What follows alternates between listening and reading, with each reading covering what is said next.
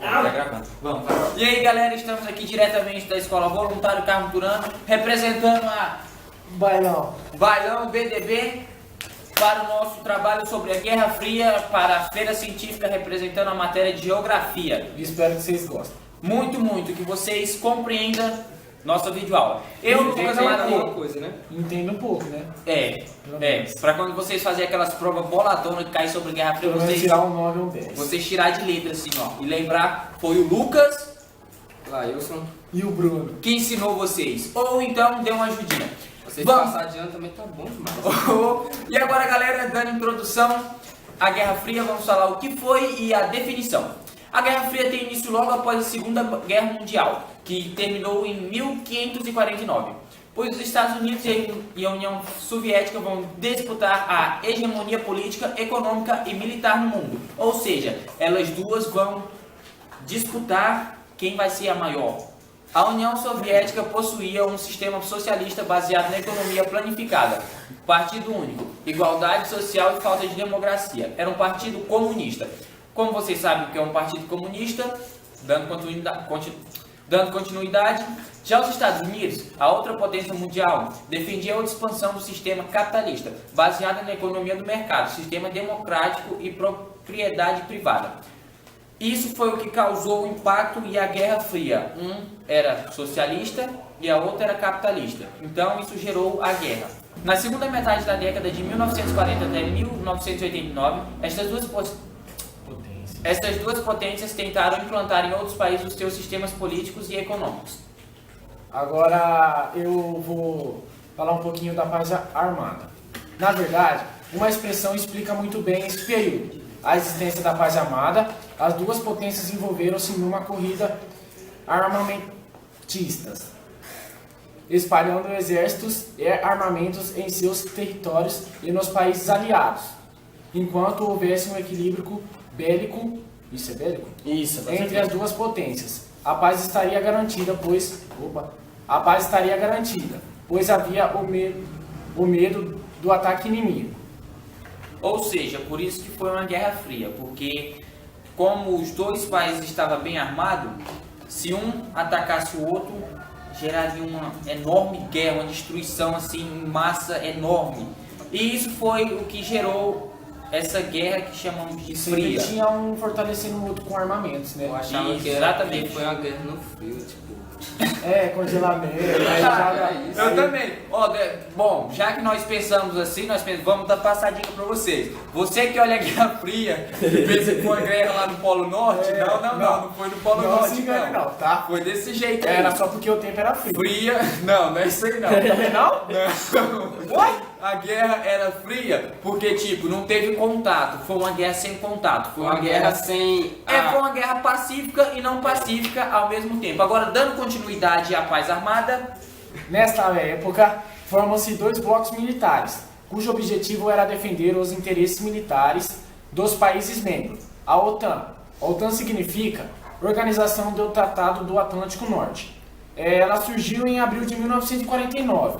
Era liderada pelos Estados Unidos e tinha suas bases nos países membros, principalmente na Europa Ocidental. Eu vou falar um pouquinho da corrida espacial. Os Estados Unidos e a União Soviética travaram uma disputa muito grande no que se refere-se ao avanço especiais. Ambas corridas para tentar atingir o objetivo significativo nesta área. Isso ocorria pois havia uma certa disputa entre as potências, com o objetivo de mostrar para o mundo qual era o sistema mais avançado. No ano de 1957, a União Soviética lança os foguetes. Sputnik. Eu não sei falar, mas Esse nomezinho vai vai aqui, ó. aparecer embaixo. Esse nomezinho se chama Sputnik. Eu sou tradutor. Vai com o tradutor. Com o cão dedo. O primeiro ser vivo a ir para o espaço. Você imagina, mano? O cachorro ultrapassou o ser humano. E nós achando que nós era o primeiro bando de trouxa. Nós achando que nós é da Bailão. Da Bailão é o cachorro que foi o primeiro que saiu do planeta Terra. Mas o cachorro chamaram Sputnik, né? Não. Não. Ele não chamava? Sputnik era o nome do nome do foguete. foguete. Isso, Sputnik era o nome do foguete, viu, galera? Se o nome do foguete é essa desgraça, imagina do cachorro. Vai. Vai. Se tivesse continuado. 12 anos depois. 12 anos depois. 12 anos depois, em 1969, o mundo todo pode acompanhar pela televisão a chegada do homem à Lua, com a missão espacial norte-americana. Agora, Falando, resumindo um pouquinho sobre o que ele disse, uma... sobre a corrida espacial. Dando um exemplo aqui entre nós, é como se fosse assim: eu e o Laílson. Pra que eu levantei? Também não sei, continua nessa porra. Eu e Eu o consigo Laílson, provar- Estados Unidos e União Soviética. Aí ele falava assim: eu vou provar que eu sou mais foda. Aí ele foi lá, mandou o foguete com um cachorro dentro. Calma aí, eu não Daí os faço Estados nada. Unidos falavam assim. Daí os Estados... Sério, o cachorro que foi dentro do... Não gostei, deixa ele. Vai ver o cachorro é escuro. foi top. Não gostei. Cachorro. Cachorro, Mas cara. Tá bom, tá bom. Então, como eu tava falando, era isso. Era um querendo ser melhor que o outro. Aí, como a União Soviética mostrou que conseguia mandar alguém pro espaço, os Estados Unidos foi lá e falou assim: eu também posso. E mandou o Neil Armstrong. Esse nomezinho aqui, galera. Neil Pera, Armstrong. você tá pagando. Neil Eu tô falando pra você que eu sou o Google Tradutor. Dando continuidade ao nosso conteúdo sobre Guerra Fria, agora vamos falar sobre a divisão da Alemanha. Bom, antes de eu entrar nesse conteúdo, eu vou falar para vocês um pouquinho por que essas divisões. Foi porque o mundo começou a se dividir. Uma parte era socialista, outra era capitalista.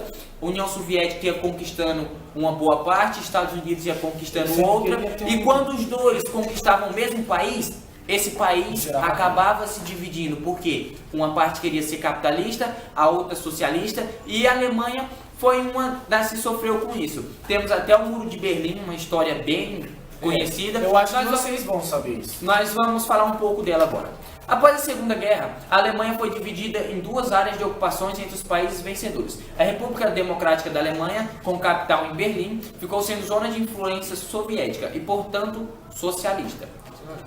Tá bom. Após a Segunda Guerra, a Alemanha foi dividida em duas... Ô, mosquete danado! Então, você viu? Vai, continua essa porra. Vamos. Após a Segunda Guerra, a Alemanha foi dividida em duas áreas de ocupação entre os países vencedores. Isso por causa da Guerra Fria, que, como eu falei, dividiram vários países. A República Democrática da Alemanha, com capital em Berlim, ficou sendo zona de influência soviética e, portanto, socialista.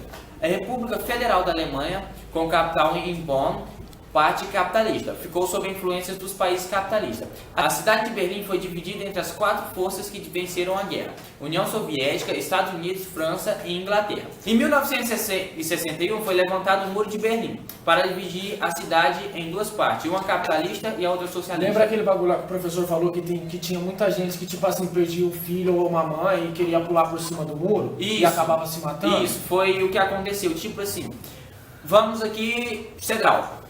Lá tem o São Luís e temos aqui o Galante. Da ponte pra cá, capitalista. Da ponte pra lá, socialista. Com isso, vamos supor que sua avó mora lá no São E Luís o trem e é o você quê? mora lá no Galante. O trem que passa no meio aqui. É divisão, caramba. É o Muro de Berlim. O trem é o Muro de Berlim. Vamos lá, representando. O trem é o Muro de Berlim. Daí, você mora lá no Galante e sua avó mora lá no São Luís. Daí você quer visitar ela, mas você não pode, porque o Muro de Berlim não te deixa ultrapassar da sua parte, que Galante representando a União Soviética, e o lado de cá, o capitalismo. Então, como você estava no lado soviético, você não poderia ir visitar sua avó, que estava no lado capitalista. E isso gerou muitas mortes de pessoas querendo passar de um lado para o outro, gerou revolta e foi até que, em um certo ponto, quando encerrou tudo isso, acabaram com derrubando o Mas, Muro de tipo Berlim. assim, muitas vezes tem gente que nem escolhia pra ser socialista e capitalista. Colocaram daquele E lado. capitalista, tipo, ela morava ali, mas o pensamento dela era capitalista. Daí dividiram e ela ficou do lado socialista. Isso também gerou muita revolta. Agora, continuando, meu amigo Bruno vai falar sobre a Cortina de Ferro. Em 1946, Winston Churchill Ô, Google Tradutor. Ô, mas aquilo ali não é o sobrenome, é uma grupa. Aparece aqui pra vocês verem, ó. Eu só sei o começo, Wilson. O primeiro-ministro britânico.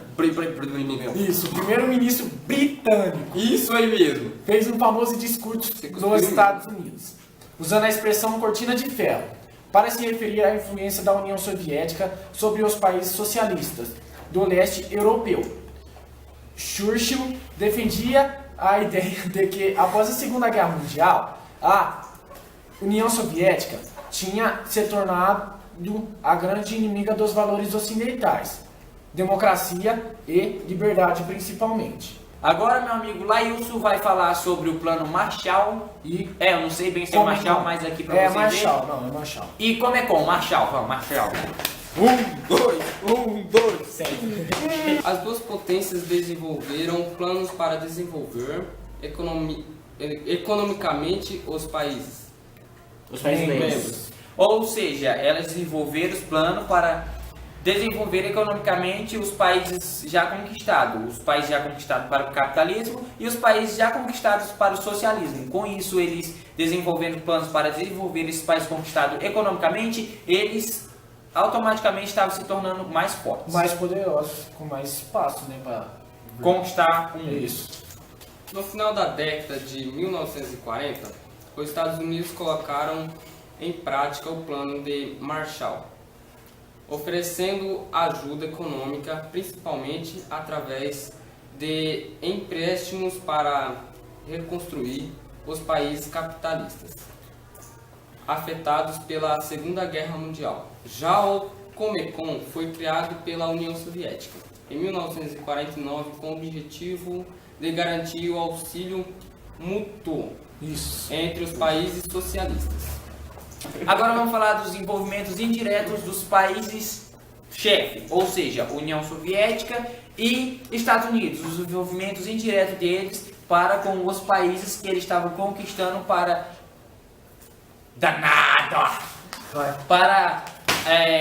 o seu querer, capitalismo ou socialismo. Vamos começar com a Guerra da Coreia e depois vamos falar sobre a Guerra do Vietnã. Primeiro, Guerra da Coreia. A Coreia foi um palco de um conflito armado de grandes proporções. Após a Revolução Maoísta ocorrida na China, a Coreia sofre pressões para adotar o sistema socialista em todo o seu território. A região sul da Coreia resiste e, com o apoio militar dos Estados Unidos, defende seus interesses. Ou seja, como se diz, a participação indireta dos Estados Unidos, porque a Coreia queria se tornar socialista, mas os Estados Unidos chega ajudando com militarismo para evitar que uma parte dela se torne socialista. Tipo assim, que ela não o seja país inteiro ser socialista, né? isso, Pelo menos uma parte ser capitalista. A guerra dura 2 anos e termina em 1953, com a divisão da Coreia no paralelo 38, que atualmente temos Coreia do Sul e Coreia do Norte. A Coreia do Norte ficou sob influência soviética e com um sistema socialista, enquanto a Coreia do Sul manteve um sistema capitalista. Agora, sobre a Guerra do Vietnã, o Bruno vai falar para vocês. Guerra do Vietnã. Esse conflito ocorreu entre 1959 e 1975 e contou com a intervenção direta dos Estados Unidos e da União Soviética. Os soldados norte-americanos, apesar de todo o aparato tecnológico, tiveram dificuldades em enfrentar os soldados Vietcongs. Esse nome essa porra vai aparecer aqui embaixo. Impressionante, já leu. Apoiados pelos soviéticos, nas florestas tropicais do país. Milhares de pessoas, entre civis e militares, morreram nos combates. Os Estados Unidos saíram derrotados e tiveram que abandonar o território vietnamita, de forma vergonhosa, em 1975. O Vietnã passou a ser socialista. Agora nós vamos falar sobre o fim da Guerra Fria e o que ela trouxe de consequência para o mundo. A falta de democracia, o atraso econômico e a crise nas repúblicas soviéticas acabaram por acelerar a crise do socialismo no final da década de 80. Em 1989, cai o Muro de Berlim e as duas Alemanhas são reunificadas, como eu tinha falado lá atrás. No começo da década de 90, o então presidente da União Soviética, Gorbachev, para vocês entenderem, olha o tradutor nosso aqui também, começou a acelerar o fim do socialismo naquele país e nos aliados. Com reformas econômicas, acordos com os Estados Unidos e mudanças políticas, o sistema foi se enfraquecendo. Era o fim de um período de embates políticos, ideológicos e militares. O capitalismo vitorioso, aos poucos, iria sendo implantado nos países socialistas, por causa do presidente, que foi aceitando, e dos países aliados ele foi enfraquecendo, diminuindo o socialismo, e o capitalismo, resumindo, meio que acabou ganhando a guerra. Assim, o muro foi destruído, a Alemanha voltou a ser uma só, sem essa divisão de socialista sem e essa capitalismo. divisão de socialismo e capitalismo. Tornou-se toda capitalista. Então, galera, resumindo sobre a Guerra Fria para vocês. Espero que vocês tenham Não entendido foi um uma pouco. guerra no frio. Não foi uma guerra no frio. Não foi no Polo Norte, não esqueça, as baleias não entraram junto. Foi uma guerra após a Segunda Guerra Mundial, que foi uma guerra após a Segunda Guerra Mundial, chamada de Guerra Fria por não ter nenhum conflito Tipo assim, entre armas, bazuca. entre as duas superpotências que estavam guerreando, como que era a União Soviética ameaças. socialista e Estados Unidos capitalista, que queriam uma implantar o capitalismo e outra implantar o socialismo. E com isso gerou a Guerra Fria, que foi isso que nós explicamos para vocês. Então, galera, é isso aí. Espero que vocês tenham entendido um pouco Que nas suas próximas provas você possa tirar um 10 sobre Opa, Guerra já. Fria. com a nossa ajuda. E lembre-se, Polo Norte não.